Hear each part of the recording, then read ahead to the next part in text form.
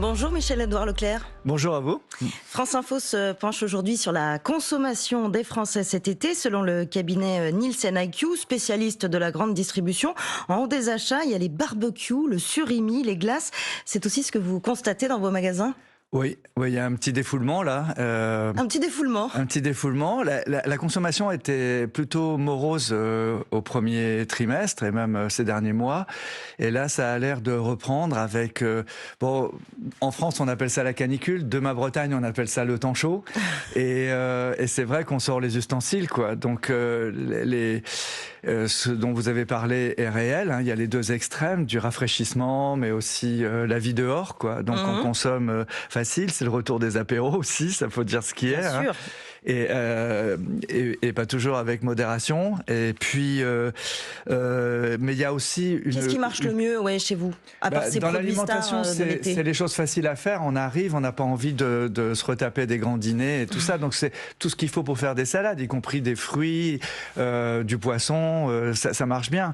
La consommation, là, je trouve aujourd'hui, elle reprend son rang et elle tire la croissance française. Par rapport aux années précédentes, oui. on sait que ça avait été compliqué évidemment au moment du Covid. Est-ce que là, vous notez depuis le début de l'année, après un premier trimestre morose, que c'est mieux sur l'été qui commence ? Oui, c'est mieux, mais avec des distorsions énormes, parce qu'il y a quand même, et ça les banques alimentaires n'ont pas arrêté de le dire depuis 2020, il y a près d'1 million de Français qui sont en dessous du seuil de pauvreté, qui se sont rajoutés, en plus, 1 million de Français. Donc ça donne plus de consommation de premier prix, plus de consommation précaire, ça donne des arbitrages à la consommation un peu plus longs, et puis les poids des charges contraintes est très élevé, le loyer, tout ça, ça baisse pas, les transports et autres. Donc on se rabat malgré soi quelquefois sur du snacking plutôt que de faire de la bonne cuisine. On va acheter 2 épices plutôt que d'en mettre 5. Enfin, vous voyez, ça bricole pas mal. Vous parliez de la pauvreté. Il y a ce chiffre aussi très marquant qui est sorti il y a quelques semaines de l'INSEE avec un niveau record, près de 10 millions de personnes concernées dans notre pays. Ça, vous le ressentez au quotidien. Il y a plus de clients qui font davantage attention ces derniers mois. Ah oui, c'est très impressionnant de voir. Il y a 2 phénomènes, par exemple. Il y a les clients qui viennent avec des listes, et des listes qui ont été arbitrées en famille ou quelquefois avec le voisinage. Ça, vous le voyez davantage qu'avant ? Oui, on le voit en situation de crise. Vu mon âge, j'en ai vu plusieurs. Et donc, les gens regardent effectivement à combien ça va arriver le panier moyen. Il y a aussi un deuxième phénomène qui est très spectaculaire, qui moi me touche beaucoup. C'est, vous savez, on a des distributeurs automatiques de billets dans les malls, dans les galeries. Oui, dans les centres commerciaux. En fait, dès la paye ou dès l'allocation de rentrée scolaire, par exemple, ça, qui aura lieu le 19 mai, mais les gens retirent tout le 19 août, cette population retire tout de suite pour pas être bloquée sur ses comptes au cas où il y aurait des dépassements, quoi. Et donc ça, vous le sentez ces dernières années que la préoccupation du pouvoir d'achat, elle est centrale et elle est même tripale, quoi, pour beaucoup de foyers. Et donc, dans la structuration de l'offre, il faut en tenir compte. Donc il y a des vraies différences entre le panier de certains clients et le panier d'autres clients. Ça, vous le constatez au quotidien dans vos magasins. On est en période de vacances. Et par exemple, on parle beaucoup du taux d'épargne des Français. Qui est très élevé en France. Qui est très élevé et qu'il faut chercher à mobiliser dans l'investissement ou éventuellement la consommation. Mais c'est pas les pauvres qui épargnent. Donc, il y a beaucoup de précarité, qui se manifeste même pendant les vacances. Et alors, ça n'empêche pas que les gens ils s'organisent de manière joyeuse, tout ça. Mais c'est dans les campings aussi, c'est sympa. Mais on ne consomme pas comme en ville dans les classes moyennes, quoi. Et alors justement, sur le budget vacances, selon le cabinet Nielsen IQ, les Français envisagent de baisser leur budget cet été, en moyenne de 70 à 100 euros de baisse pour cet été. Leclerc propose aussi des voyages. Est-ce que les Français, ils se tournent vers quel type de produits cet été ?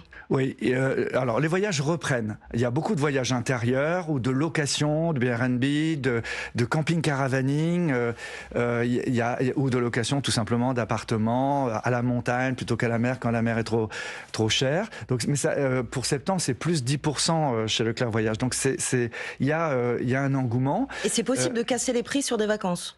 C'est possible d'organiser mieux la logistique et tout ça. On obtient des choses plus faciles. Un budget vacances, quelquefois, c'est 1500, 1600 euros par foyer. Donc, c'est construit pendant toute l'année par la famille. Oui, pour ce moment de l'année. Voilà. Et donc, c'est plutôt des vacances assez courtes. Avant, c'était des vacances sur le mois. Maintenant, ce sont des vacances assez courtes. Plus courtes que d'habitude. Oui. Mais il y a un retour quand même du tourisme. Alors, il y a un retour, mais sur des périodes peut-être plus courtes. Plus courtes. Mais par contre, de l'autre côté, les mêmes agences de voyage qui font partir les Français nous disent qu'il n'y a jamais eu autant d'étrangers qui viennent en France. Donc il va y avoir des retombées économiques très positives. Alors le Français râleur par nature, moi aussi, on veut avoir raison, mais dans la réalité, on n'y croyait pas avant les Jeux Olympiques, mais il va y avoir... Et puis il y a eu un effet JO qui continue, les touristes étrangers continuent à venir. Un effet Roland-Garros, un effet Tour de France, qui fait que, par exemple, sur le Tour de France, il y a énormément de Hollandais, d'Allemands, et France Info aussi, et on est partenaires. Et il y a quelque chose de positif et de joyeux même si malgré la conjoncture. Oui, malgré la conjoncture. La question du carburant, c'est aussi un sujet fondamental pendant les vacances. Vous aviez organisé chez Leclerc un week-end à prix coûtant pour le premier week-end de juillet dans vos stations-service. Est-ce que vous allez en organiser d'autres cet été? On en prévoit d'autres, et surtout... Quand pour le chassé-croisé entre juilletistes et haussiens? J'ai pas le droit de vous le dire là maintenant parce que Pourquoi ça? Parce qu'en fait, il y a des conditions juridiques à l'appellation prix coûtant qui fait que pour pouvoir monter une opération commerciale, il y a un droit de la publicité ou des exigences publicitaires qui fait que je ne peux pas vous les annoncer, mais on va en faire, oui. Il y en aura d'autres, Le gouvernement a présenté la semaine dernière ses orientations budgétaires pour 2026, avec notamment une année blanche sur les prestations sociales qui ne seront pas indexées sur l'inflation. Est-ce que vous craignez un effet sur la consommation l'année prochaine avec ce budget ? En tout cas, je suis très perplexe sur toutes les dispositions qui pourraient toucher au pouvoir d'achat des Français. Parce que... Donc l'année blanche qui va geler les prestations ? Oui, parce que même si, au fond, il faut ramasser de l'argent pour industrialiser la France, il faut rassembler l'épargne, 19%, vous l'avez dit, pour aller sur l'investissement ou sur la consommation, pour le moment... Ce sont les Français, avec leurs petits moyens, qui font tirer la croissance française. Vous êtes d'accord ? Et donc, il ne faut pas taxer il ne faut pas ponctionner cette consommation. Je comprends que tout n'est pas dans la consommation, et je ne voudrais pas faire un plaidoyer de commerçants, mais enfin, une politique industrielle qui ne se préoccuperait pas de l'accessibilité par le prix de ce qu'elle va produire, ça ne marchera pas. Il ne suffit pas de dire... Donc il y a un danger, vous voyez un danger dans les orientations budgétaires prises par François Bayrou. Donc je vois, aujourd'hui c'est un budget qui a été donné en pâture pour discuter. Vous avez bien vu que c'est la ligne de départ. C'est la ligne de départ, et je me garderais bien de passer morceau par morceau, parce que en fait, avec les clivages politiques, on voit bien qu'il n'y a pas de compromis qui se dessine. Donc non, à ce stade, effectivement, c'est très compliqué. Le gouvernement est plutôt promis à la censure. Il est promis à la censure, mais même pour les Français, ça devient presque inaudible. Il y a tellement de choses contradictoires. Vous voyez, mais c'est pas que dans le budget, c'est aussi dans ce Parlement, on le comprend pas, parce que en province, les Français ont voté pour cette Assemblée nationale l'année dernière à l'occasion de la dissolution. Mais vous voyez, en province, nos élus trouvent les voies du compromis pour faire un stade de foot ou pour créer une infrastructure au niveau scolaire. Des élus locaux. Oui, même quand on est contre, on laisse l'autre quand même, enfin on essaie de satisfaire la population locale. Là c'est extraordinaire. Il y a 3-4 ans on nous disait de mettre des végétaux sur les parkings des hypermarchés, puis après on nous a dit de mettre des ombrières solaires, donc de couper les végétaux et de mettre des panneaux solaires. Des panneaux solaires, et puis maintenant vous entendez des hommes politiques sérieux qui disent mais non, il ne faut pas mettre du solaire ou de l'éolien parce que ça va empêcher le nucléaire de se développer. Bon, juste, moi je ne suis pas technicien, mais on ne peut pas fonctionner comme ça dans le monde de l'action, dans le monde de l'entreprise. Vous regrettez, Michel-Édouard Leclerc, le manque de compromis, de discussion au niveau politique. François Bayrou, je le disais, est menacé de censure. Est-ce que ce serait grave économiquement si un nouveau gouvernement, après celui de Michel Barnier, était censuré sur le budget ? Je ne sais pas trop. mais vous n'avez pas d'appréhension particulière là-dessus, parce qu'on sait que certains sont très inquiets dans le monde économique. Je suis quelqu'un de l'action, je suis quelqu'un du terrain qui travaille avec des fournisseurs, je connais bien, avec 17 millions de consommateurs, je les vois. On voit les difficultés, mais bon, la France n'est pas en faillite. Le modèle français n'est pas décoté. il y a des capacités financières même à l'intérieur de Français et pas simplement les nouveaux riches ou les riches. Enfin, quand Macron reçoit les riches du monde entier pour investir en France ou pour les sommets de Choose France, voilà, notamment. donc il y a des flux qui peuvent arriver en France. Moi, je pense que là, on a une discussion de comptable sans le plan de développement. Moi, ces orientations budgétaires, c'est une discussion de comptable. Oui, c'est une discussion de budget. Et par contre, on n'a pas la vision à 2035 de ce que nous, on a dans l'entreprise. Nous, dans l'entreprise, chez Leclerc, on a un plan de décarbonation, on a un plan de développement, on met des bornes électriques, on met des panneaux solaires, on va afficher le poids carbone de tous les produits à notre marque de distributeur, et on est en train de négocier. Oui, c'est le principe d'un éco-score sur le modèle du Nutri-Score, voilà. C'est ça que vous voulez afficher. Exactement, on a l'Origin Score qui s'appelle pas Origin Score, mais qui met l'origine des 4 premiers ingrédients. Donc on est parti sur des trucs, on reviendra pas en arrière. Donc dans les débats d'aujourd'hui, je pense que le leurre, c'est que l'écologie politique, l'écologie est devenue un enjeu.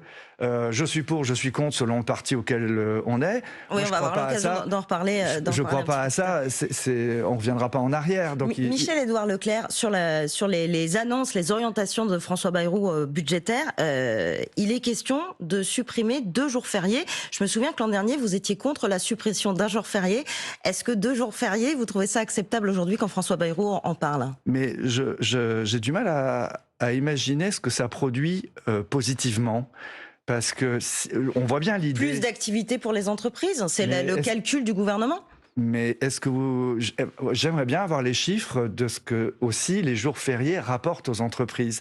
Le secteur culturel pendant les jours fériés vit bien. Touristique. La restauration, le cinéma, le touristique. Donc il faut faire la balance. Donc vous pensez que ça peut être un jeu à somme nulle si on supprime 2 jours fériés, on le perdra par ailleurs? En tout cas, il ne faut pas en faire un truc idéologique. Il faut nous amener des chiffres. Hein, vous voyez? Alors, sans compter que c'est une manière de dire aux gens, il faut travailler plus sans gagner. Et ça, il faut pas travailler plus. Alors, la ministre du Budget disait pourrait y avoir une rémunération augmentée pour travailler ces jours fériés. Voilà. Mais ça, c'est pas acté non plus. Voilà, il faut pas le concept de faire travailler plus les Français ne vous paraît pas nécessaire comme pour le gouvernement vu la situation économique? Je pense qu'il y a des tricheurs de l'aide à l'emploi et tout ça, donc ça, il faut faire des économies, il faut lutter contre le gaspillage et tout, mais les Français sont travailleurs, les Français, quand on regarde les statistiques comparées européennes, c'est pas les plus glandeurs, hein, c'est des bosseurs, et donc pour moi aujourd'hui l'orientation, le gouvernement fait fausse route alors. La réflexion, tout le monde fait fausse route là. En fait, il faut aujourd'hui avoir le courage de dire que le travail doit payer plus. Là, il y a trop de charges salariales, trop de charges patronales. Il faut rapprocher le salaire net du salaire brut. Déjà, ça fait plus de 30% de gains. Il faut l'étaler dans le temps, ok. Mais c'est ça qui fait que les Français auront du plaisir à aller travailler et surtout qu'avec le travail, ils pourront se payer un logement. Dans ma génération, on pouvait se payer un logement assez rapidement. Aujourd'hui, les jeunes, c'est compliqué. C'est plus compliqué pour effectivement se loger. Michel-Édouard Leclerc, on se retrouve dans un instant, mais à 8h46, c'est l'heure du Fil Info avec Maureen Suignard. Israël confirme avoir reçu la réponse du Hamas à sa proposition de trêve à Gaza. L'État hébreu dit l'examiner. Des négociateurs des 2 camps s'entretiennent de manière indirecte avec des médiateurs au Qatar. Israël demande la libération d'otages quand les Palestiniens insistent sur la reprise de l'aide humanitaire dans le territoire. Les mauvais comptes de Total Energy, le bénéfice de la compagnie pétrolière chute de 29% au 2e trimestre, conséquence de la baisse des prix du pétrole et du gaz. Presque 3 milliards d'euros, le déficit des hôpitaux publics a atteint un nouveau record l'année dernière en France, niveau inédit depuis 2005. Point de départ des observations, l'activité des hôpitaux publics et privés a continué d'augmenter l'année dernière.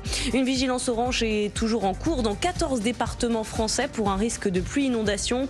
Cela concerne tous les départements de la région Île-de-France ainsi que l'Aisne, la Marne, l'Aube, Lyon, le Loiret et l'Eure-et-Loir. France Info. Le 8-30 France Info, Aurélie Herbemont. Nous sommes toujours en compagnie de Michel-Édouard Leclerc, président du comité stratégique des magasins Leclerc.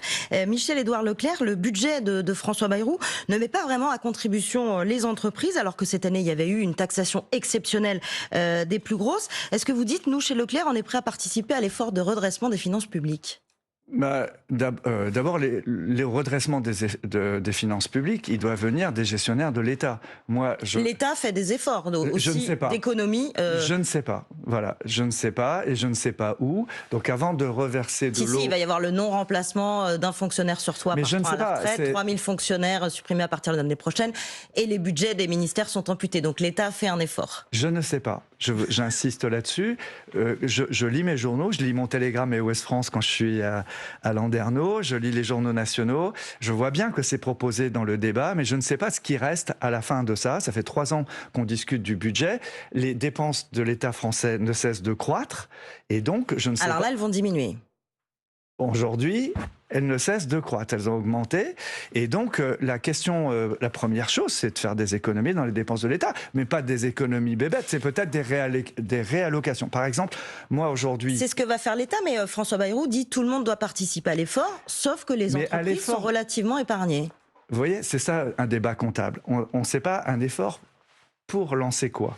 Moi, dans une entreprise privée, et la métaphore a sa limite, je ne compare pas l'État à l'entreprise privée, mais dans une entreprise privée, même si je vais mal et que je vais voir mon banquier, il va me dire quel est votre plan de redressement. Il ne va pas me dire qu'est-ce que vous allez vendre, quelles sont les hypothèques de votre grand-mère et tout ça.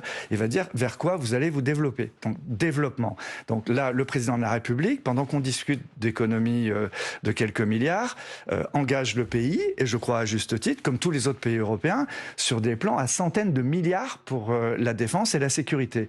Au niveau européen, on est en train de s'endetter de 700 milliards pour le plan Letta et le plan Draghi. Donc, vous voyez bien, une dette ne s'apprécie qu'en fonction de ce vers quoi on a. Donc, moi, je considère aujourd'hui que la France en a sous le pied. Elle a de l'épargne, elle a Donc, François Bayrou dramatise trop quand il dit on est au bord de la falaise. Je refuse la personnalisation. C'est lui qui est à la tête du gouvernement. Toute la classe politique aujourd'hui est partie dans un feat là comme ça sur la France va faire faillite, il nous faut un Churchill ou un Mendès France. Moi je ressens pas ça. Je ressens que en donc France, il dramatise trop le gouvernement. Oui, je pense qu'il y a un appétit d'avancer. Il y a par exemple un déficit de 2 millions de logements, dont une grande partie à caractère social. Plutôt que d'aller dire on va taxer les riches, créons un fonds. Écoutez-moi, le Maurice vous fait du Donald dans les yeux là. Non, créons un fonds avec des rentabilités très différées. On dit aux gens, tiens, soit vous allez être taxés, soit vous financez les 2 millions de logements sociaux qui en France sont nécessaires pour le côté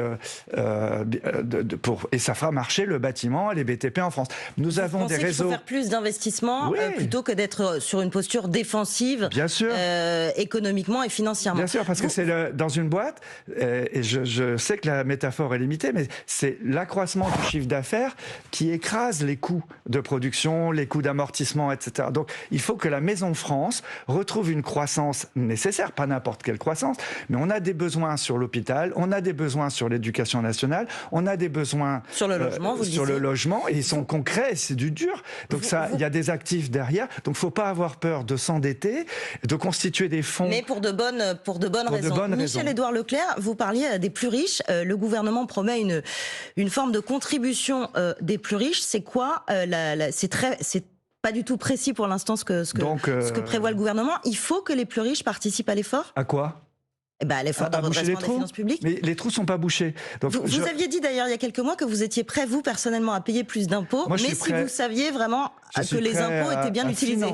Non, je ne crois pas que ce soit la fiscalité la meilleure option, mais on va dire comme ça, si je me mets en scène, je suis prêt à investir dans l'hôpital, je suis prêt à investir dans les infrastructures, je suis prêt à investir dans du logement, même avec des rentabilités dont mes enfants profiteraient, par exemple. Et vous voyez, ça ferait de l'argent à bas prix pour l'État, avec une dette qui reste très nationale, entre nationaux, et qui permettrait de faire de la croissance. Michel-Édouard Leclerc, la loi Duplon qui réintroduit l'acétamipride suscite un fort rejet. La pétition pour son abrogation atteint quasiment les 2 millions de signatures. Est-ce que cette inquiétude citoyenne massive vous fait douter alors que vous étiez plutôt pour cette loi ?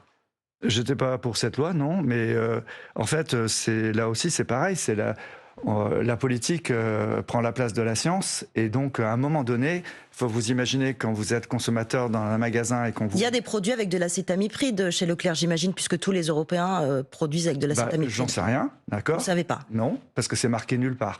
Est-ce qu'il faudrait que ce soit marqué? Oui, bien sûr. Je pense que déjà, moi je pense qu'on ne reviendra pas en arrière. Ce qu'on a vu tout à l'heure aux États-Unis, là, tous ces mouvements qui sont de rebrousse-poil. Comment ça, on ne reviendra pas en arrière? On ne reviendra pas en arrière sur l'écologie, sur la préoccupation sanitaire. Nos enfants ne voudront pas manger des produits avec des pesticides. Nos enfants ne voudront pas manger des produits émetteurs de carbone. Ils sont éduqués pour ça. Et donc la question n'est pas tant de savoir si cette loi est une bonne loi ou pas.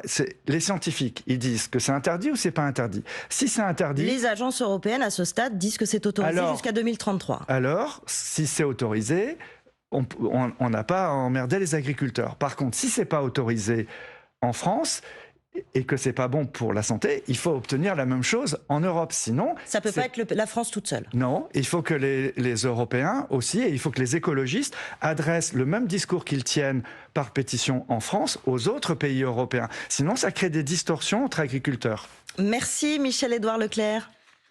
Mais moins de pesticides, c'est bien.